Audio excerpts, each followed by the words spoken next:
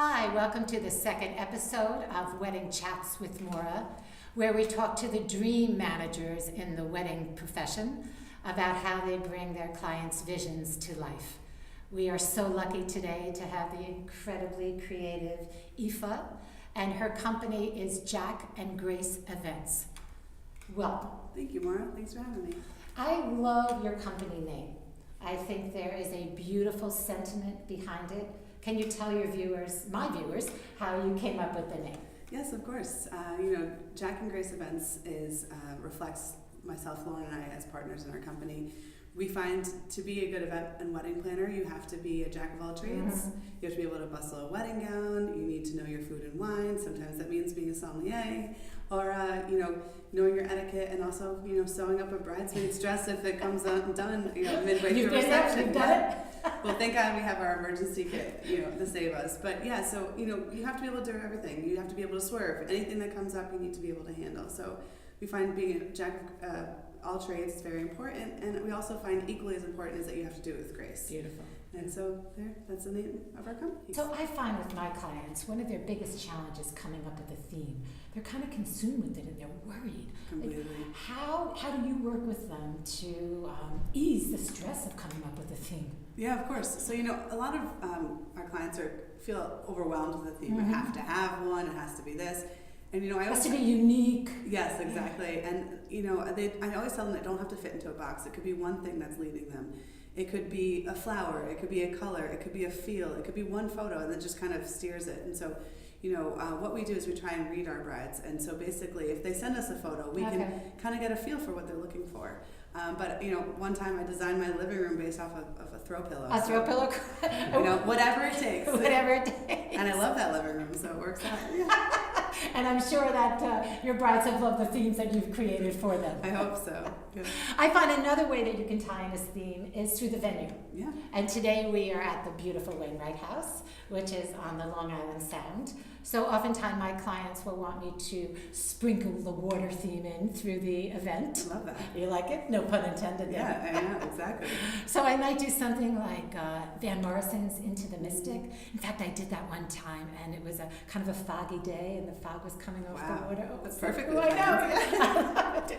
And then the bride might process out to Handel's Water Music, which is a really joyous piece of classical music. And then we'll have fun at the cocktail, maybe do the Beatles' Yellow Submarine. Nice. Right? Yeah. So I know that you're doing an event here soon. How are you using the venue to do a theme for the bride? I think that's a great advice about what you were saying about embracing the venue. Our bride next month is doing the same thing. Wainwright House has so many beautiful elements to it, character and elegance, and it's just stunning. So what she's trying to do is she's just kind of enhancing it. So with the flowers and romantic colors and candlelight, and just really doing her best to just embrace it. And I think that is the best thing. And it doesn't have to be a theme. Maybe the venue is the theme or the feel for your wedding. So you don't want to fight it. So she's using elegant. Like you wouldn't want to come into the Wainwright House and do something really contemporary. Yeah, you don't want to make it something that's not. And you could, in certain ways, change it, but within the elements of the event and space. Right. So I have one more question, and I'm always curious about this for wedding planners. So I know you're married, and you have two adorable children. Thank you. Yes, and they're lucky to have you as mom. But if you had to plan your wedding, knowing what you know now as a wedding planner, how would you do it? Can you tell me one thing you do differently? Yeah, the one thing that I would do differently is that I would just make sure, and maybe it's the planner in me, but I would just make sure I would get into guest mode a little bit earlier. Okay, so what do you mean by that? So I find that, on my wedding, I had a cutoff at Wednesday at 3 o'clock. Okay. After that point, I couldn't do any lists, any seating arrangements, any emails, any drop-offs, nothing.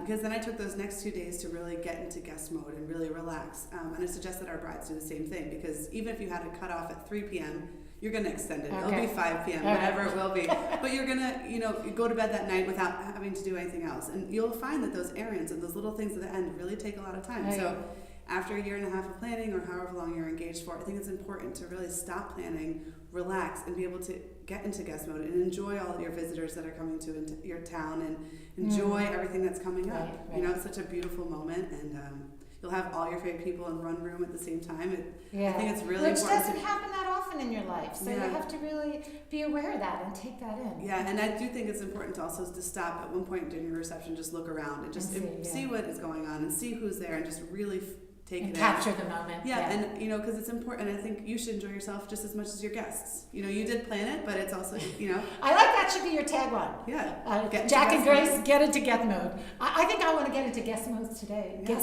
Guest mode today when we're done. I might join you. Okay. So thank you so much Thank you, Maura. I've learned so much today, and it was just so much fun having you. Thank you so much for having me. You're welcome. Thanks to the Wainwright House for hosting us today. It is a stunning venue. Check out their website, wainwrighthouse.org.